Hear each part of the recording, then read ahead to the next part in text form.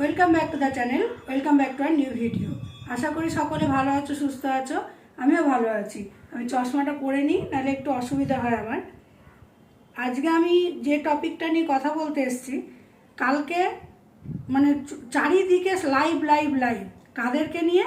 আমাদের রিমি, প্রীতম, দিশানি, এই তিনটে বাচ্চাকে নিয়ে লাইভ হয়ে চলেছে। কি যে ছেলেটাকে চাপ দিয়ে, মেয়েটাকে চাপ দিয়ে ও বাড়িতে রেখে সংসার করতে হবে।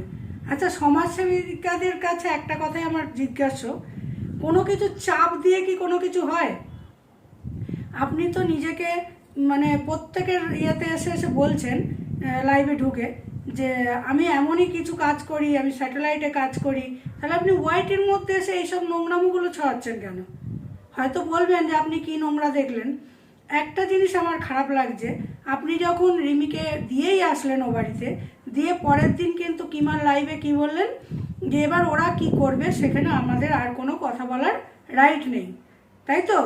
যে তারা, তার শ্বশুরবাড়ি যথেষ্ট সম্ভ্রান্ত পরিবার, তারা বুঝে নেবে। তাহলে আপনি কালকে ওই ওয়ার্ল্ডের লাইভে ঢুকে কেন বললেন যে আমাদের এটা একটা চাল ছিল, আমরা যে জিনিসগুলো করেছি সেটা ওদের জানার মানে হিসাবের বাইরে, আমরা এটা ইচ্ছা করে করেছি? তাহলে আপনি নিজেকে ধরা দিলেন কিন্তু ওখানে, সবটা সবাই জেনে নিল। কিছু ভিউয়ার্স বলছে দিশানির হয়ে কথা, কিছু ভিউয়ার্স রিমির হয়ে কথা, কিছু ভিউয়ার্স প্রীতমের হয়ে কথা। হয়তো অনেকে বলবে ছেলেটা সবাইকে নিয়ে খেলছে। হ্যাঁ, একটা কথা আমি বলবো, তোমরা যেমন ছেলেটাকে দোষ দিচ্ছ, আমিও দোষ দিয়েছি, এখনও বলবো যে কিছু মিথ্যা কথা বলছে। যেখানে ওর বউ কিন্তু কোনোদিন মিথ্যেটা চেপে রাখে না। ওকে যে 1:30টার সময় আবার লাইভে বসিয়ে দিল, অনেকে বলছে যে ও কান্নাকাটি করেছে, চোখ ফোলা রয়েছে। ও এসে হাসি মুখে বলছে, দেখো তো কই, আমি তো দেখতে পাচ্ছি না, আমার চোখে জল, হাসি মুখটা দেখাচ্ছে। এই জিনিসটা সঙ্গীতা ম্যাডাম আপনার জানার কথা নয়। আমরা যারা ওয়াইটিতে দীর্ঘদিন কাজ করছি, আমরা জানি যে ওই মেয়েটিকে যখনই কিছু হয় তখন ওরা বুঝিয়ে পারি লাইভে বসে এই কথাগুলো বলায়। আজকে হয়তো রিমি বলবে বা রিমির মা বলবে যে আমার মেয়ে সংসার করতে গেছে কেন আপনারা? আগে তাহলে সমাজসেবীদের আটকাও তোমরা। তারা, আমার কথা একটাই, প্রীতম বলছে যে বড়বাবুর কাছ থেকে কথা বলিয়ে তবে রিমিকে ঢুকিয়ে দিয়ে গেছে। আবারও বলছে রিমি চলে যেতে চেয়েছিল, রিমি জানতো না এইভাবে ও সংসার করবে না। আমি যখন মেনে নিইনি তখন রিমিও বলেছে যে না, এইভাবে ভালোবাসা পাওয়া যায় না, সংসার করব না। ওর মার পেছনে, সঙ্গীতা দিদিভাইয়ের পেছনে ও ছুটছিল, মন্দির পর্যন্ত ছুটে গিয়ে রাস্তায় নাকি শুয়ে পড়েছে। তারপরে শুনছি রিমিকে বড়বাবুর কাছে বসিয়ে কথা নিয়ে তারপর দিয়ে গেছে। কোনটা বিশ্বাস করব? তাহলে ছেলেটা ওই জন্যে খারাপ হচ্ছে সবার কাছে। ওদিকে লাইভ চলতে চলতে শাশুড়ির সঙ্গে ফোন করে বলা হচ্ছে তুমি ধমক দাও, তুমি বলো, তুমি কিছু বলো। ওদিকে মেয়েও বলছে। এদিকে মা কি করছে? সেই আগের পুরনো চাল মনে আছে নিশ্চয়ই প্রত্যেক ক্রিয়েটার বা ভিউয়ার্সদের, যে আমার মেয়ের আর আমার এমন একটা মানে সাইন আছে বা এমন কিছু আমরা করি যার জন্য আমার মেয়ে থাকতে না পেরে আবার চলে আসে। উনি কিন্তু সেই জিনিসটা আবার করছেন। যেসব মেয়েগুলোর সঙ্গে ওনার মানে এককালে প্রচুর ঝগড়াঝাটি, ওনার বাড়িতে গিয়ে খেয়েছে দিয়েছে, আবারও তার নামে নিন্দা করেছে। আমি ওদের হয়ে কথা বলেছিলাম বলে ওই এসে একজন আমাকে লিখে গেছিল যে তুমি কি করে পাল্টি খেলে। আজকে তাদের আমার প্রশ্ন, তোমরা কি করে মেয়েটা চলে যাওয়ার সঙ্গে সঙ্গে পিঙ্কিকে নিয়ে আবার শর্টস বানাতে শুরু করলে? এই জিনিসটা করলে পিঙ্কিও তো জানে যে ওর মেয়ে ওখানে ঠিক থাকতে পারবে না। এদিকে মানে সমাজসেবিকা দিদিভাই যিনি বলছেন যে আমরা এটা রিমিকে শেখানো আছে। কিমা ওখানে আমার কথা মতো গেছে ভিডিও করতে, সেখানে ভিডিও করতে গিয়ে কি এই কথাটা বলা উচিত যে দিশানি আর প্রীতম বিছানায় শুয়ে থাকবে আর তুই ভিডিও করবি? একটা লিগাল ওয়েব এদিকে বলছো, এদিকে মেয়েটাকে দিয়ে এসছো, এদিকে তোমরা তোমাদের মতো চাল খাটাচ্ছ। এইভাবে কোনো ছেলে মেয়ে সংসার করতে পারে? আমি এখানে একটা কথাই বলবো, বেশি বড় করব না ভিডিওটা। আমি 3টে বাচ্চারই জাস্টিস চাই।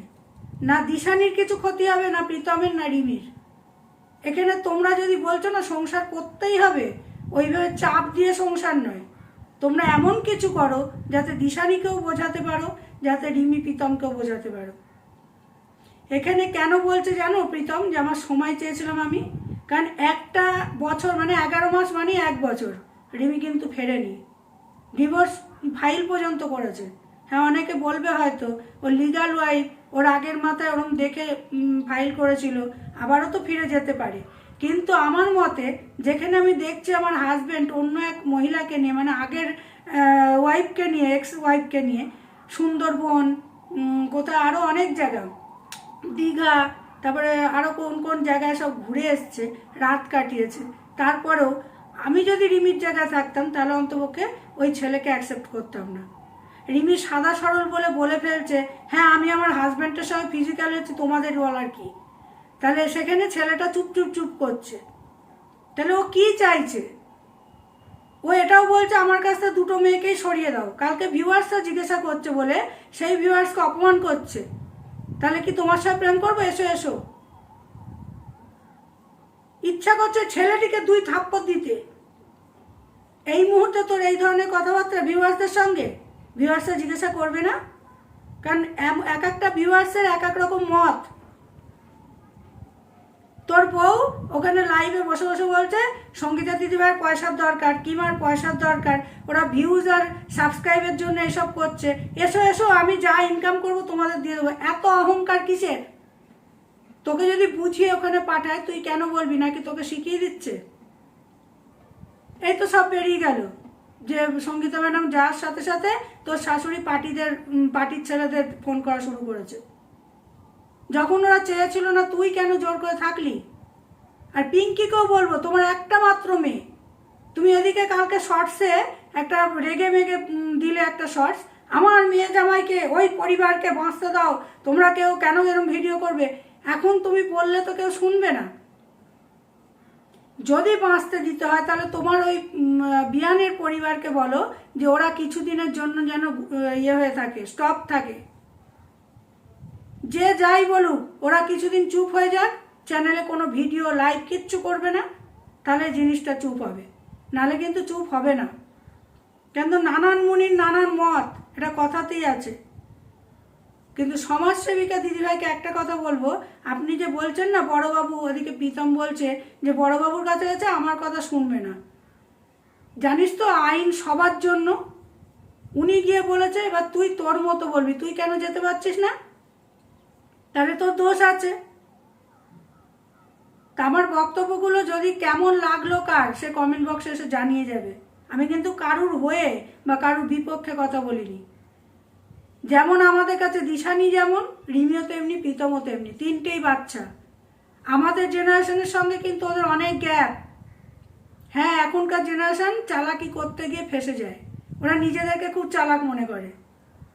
এই যে বললি প্রজেক্ট করছেন, আপনি বোঝেন না, এইভাবে অপমানটা তোর বাবা মাকেও করিস তুই?